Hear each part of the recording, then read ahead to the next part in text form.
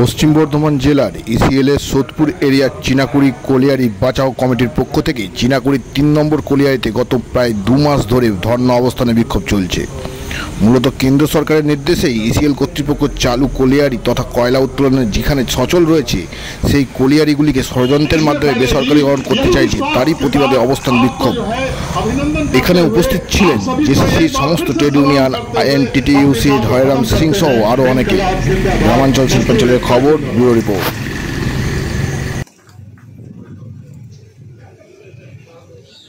धन्यवाद श्रीवास्तव जी को। अभी हम लोग सभी यूनियन का जो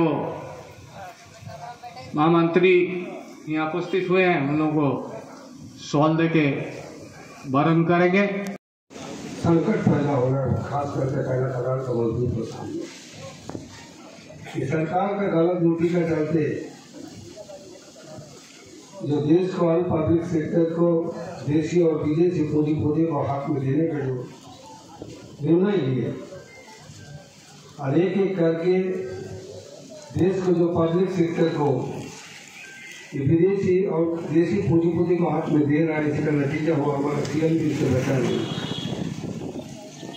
बहुत दिन से हम लोग कोशिश किए, 2000 साल से जब से पार्लियामेंट में काला खदान प्राइवेटाइजेशन का बिल आया।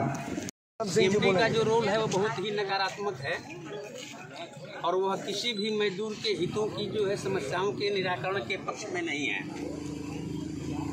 उनको जो है एसीसीएल से भगाया गया और वो ईसीएल में चार्ज लिए हैं तो ईसीएल को बर्बाद करने पर तुले हुए हैं। लेकिन चूँकि वो अस्थायी हैं, यहाँ के अस्थायी हमारे मजदूर हैं, हमारे मजदूर प्रतिनिधि हैं, यहाँ के गांव के लोग हैं जिन्होंने अपनी ज़मीन दे करके नौकरी प्राप्त किया है। ऐसे उनके मंसूबे पर हम लोग पानी फेरेंगे। ईसीएल की जो मैनेजमेंट है उनसे अभी क्या रिक्वेस्ट है? रिक्वेस्ट नहीं है, बहुत रिक्वेस्ट हम लोग कर चुके हैं। वो सुने हैं ना कि अब बात नहीं रण होगा। अभी हमारे विधायक जमुड़िया के हरिराम सिंह जी ने मंच से घोषणा किया कि हम सभी बैठ करके आगे की रणनीति तय करके बृहद आंदोलन करेंगे और ईसीएल प्रबंधन को मजदूरों की समस्याओं के समाधान के लिए घुटने टेकने पर मजबूर करेंगे।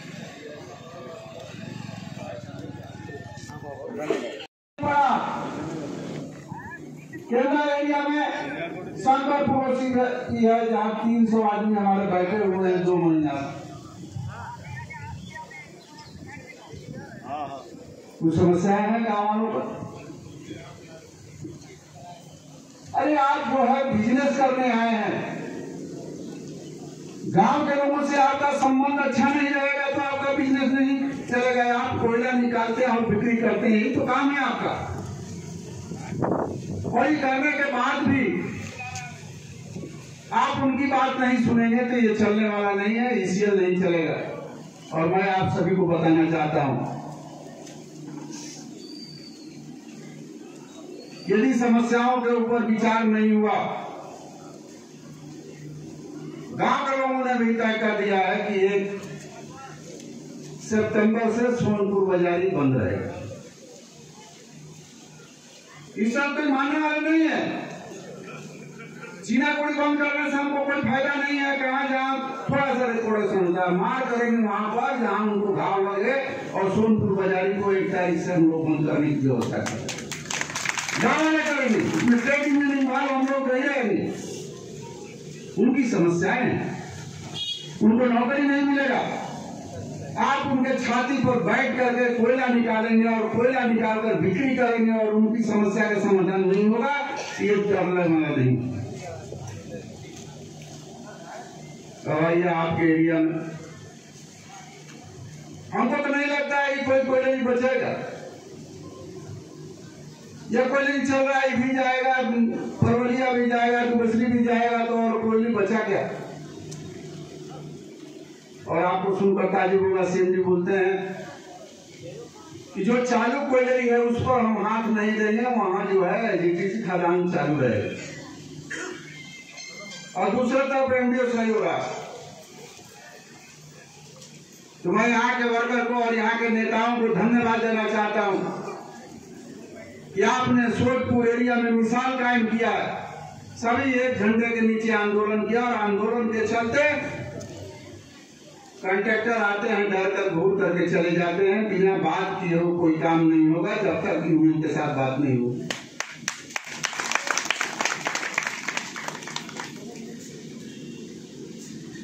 और सोच लीजिए मई महीना बीत गया, वर्कर का भी काम नहीं हो रहा, अभी तक मेन पावर प्रोजेक्ट नहीं हुआ, अगस्त खत्म होगा। एरिया प्रबंधन कहता है कि मेरे पास तो बजट आया नहीं, प्रमोशन हम कैसे करेंगे, और हेडक्वार्टर सुनने के लिए तैयार नहीं। सरकारी पर जो मजदूर हैं, जो परमानेंट मजदूर हैं, इनकी नौकरी खतरे में पड़ जाएगी। इसलिए हमें एनडीओ रूट का जो है विरोध करना है। चीनाबड़ी में हम लोग विरोध कर रहे हैं, चीनाकुड़ी में हम लोग विरोध कर रहे हैं। चीनाकुड़ी का रेवेन्यू शेयरिंग पर है, प्राइवेट हाथ में दे रही है, पूरी तरह से प्राइवेट हाथ में दे रही है। चीनाबड़ी में जो कोयला खदान दिया है, उस कोयला खदान में जो कोयला बेचने का अधिकार है वो ईसीएल के पास होगा, लेकिन सारा काम जो है वो प्राइवेट कंपनी करेगी, वो सारा काम जो है ठेकेदार करेगा। कहाँ जाएंगे हम लोग? यहाँ पर भी धेमोमैन इंक्लाइन और धेमोमैन कोरडी का नाम है, पीठ का नाम है। कहाँ जाएंगे ये वर्कर? हम जो केवल एक बात आपको बोलना चाह रहे थे, आप मूल नीति का विरोध करना शुरू कीजिए। वो मूल नीति है मोनेटाइजेशन की नीति। वो मूल नीति है कोयला खदान को जो है राजस्व साझाकरण करके प्राइवेट हाथ में देने की नीति, और इस नीति का हमको विरोध करना है। आज चीनाकुड़ी में जो घटना घटी है, चीनाकुड़ी में जो घटना घट रही है, हमारी चीनाकुड़ी 1 नंबर पिट को एबंडोन माइन है, एबंडोन माइन या डिसकंटिन्यूड माइन जो भी कहिए, उसको दिया गया, और देने के बाद उसकी बाउंड्री का फैलाव जो है वो चारों तरफ कर दिया गया, जिसमें चीनाकुड़ी 3 नंबर आ गई और आपका परवरिया और आपका ये आ गया, क्या नाम है, दुलेश्वरी का। ये कहाँ का नियम है? जब मालिकाना जब चेंज होगा, ऑनरशिप बदल गई, 25 साल के लिए चीनाकुड़ी को लीज होल्ड पर दे दिया गया, मालिकाना बदल गया, ईसीएल के हाथ में नहीं रही, तो चीनाकुड़ी को जो बाउंड्री है उस बाउंड्री से उसको बाहर जाने की अनुमति नहीं है। ये हमारा कानून कहता है, और उससे बाहर अगर जाना जाता है तो हम लोग उसको बाहर जो है उससे बाहर हम लोग उसको जाने नहीं देंगे। हम लोग उसको चीनाकुड़ी 3 नंबर में, परवलिया में, दुलेश्वरी में घुसने नहीं देंगे। हम मजदूरों ने यही शपथ लिया है। अंत में जो बात हम बोलना चाहेंगे साथी, वो ये है, इस मूल नीति का विरोध करते हुए हम लोग को आगे बढ़ना है।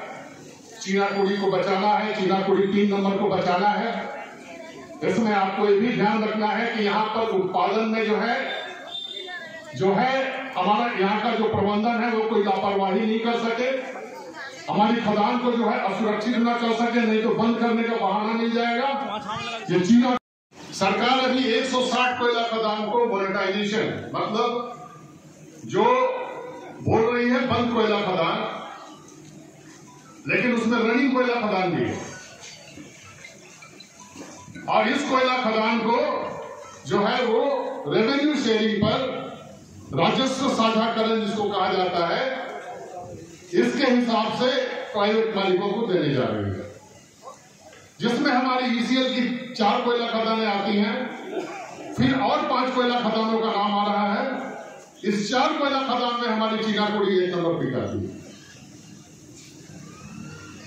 और साथ ही जिस समय इस मोनेटाइजेशन का ऐलान हुआ सरकार की तरफ से, हम लोग ने उसी दिन से विरोध करना शुरू किया।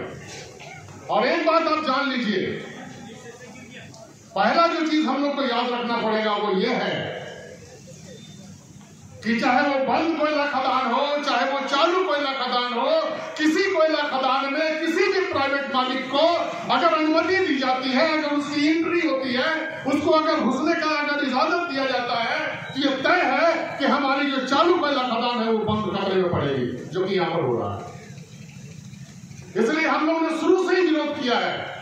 हम लोगों ने कहा है कि बंद जो कोयला खदान है, उस बंद कोयला खदान को तुमको अगर इसको चालू करना है तो हमें दो, हम जो डिपार्टमेंटल वर्कर हैं हमारे जरिए इसको चलाओ, इसके निजीकरण करने की जरूरत नहीं है। हम लोगों ने खतरा को पहले ही भांप लिया था, हम लोग इस खतरे को भांप लिया था कि हमारा जो है, अगर हमारी कोयला खदान, ये बंद कोयला खदान के नाम पर ये कोयला खदान लेंगे, उसके बाद धीरे धीरे जो चालू कोयला खदानें हैं उनकी ऐसी स्थिति पैदा करेंगे कि ये कोयला खदान बंद होगी, फिर उसको भी अपना जो है उस पर भी जो है अपना कब्जा जमाएंगे, और वही चीज हो रही है। हमें साथ ही दो काम करना है। पहला है इस मूल नीति का खिलाफत करना है, जो इसको मोनेटाइजेशन कहा जाता है, जिसमें 160 कोयला खदानें दी गई है, इसका हमको विरोध करना है। दूसरा, हमारी जो कोयला खदान, जो चालू कोयला खदान है, इस कोयला खदान को जो एमडीओ रूट में देने की बात हो रही है, हमारी ईसीएल में अभी जो है 20 कोयला खदानों का मशीनीकरण होने जा रहा है। इस 20 कोयला खदानों का जो मशीनीकरण है, ये मशीनीकरण जो है एमडीओ रूट में होगा। ये जो एमडीओ रूट होता है, माइन डेवलपर एंड ऑपरेटर, ये एक तरह की आउटसोर्सिंग है, माने ठेकेदारीकरण है, ठेकेदार के जरिए उत्पादन होगा। लेकिन इसका जो शर्त है, बड़ी कठिन शर्त है। वो कठिन शर्त ये है कि जिस रोज से वो ठेकेदार उस खदान को छुएगा, उस रोज से परमानेंट वर्कर की एंट्री जो है बंद हो जाएगी। वो सारा काम करेगा, अगर इंक्लाइन करना है तो इंक्लाइन करेगा, क्योंकि कंटिन्यूअस माइनर बैठाने के लिए इंक्लाइन करना जरूरी होता है। हमारा जो है वहां पर जो है कन्वेयर बेल्ट लगाना जरूरी होता है। तो अगर मान लीजिए कि अगर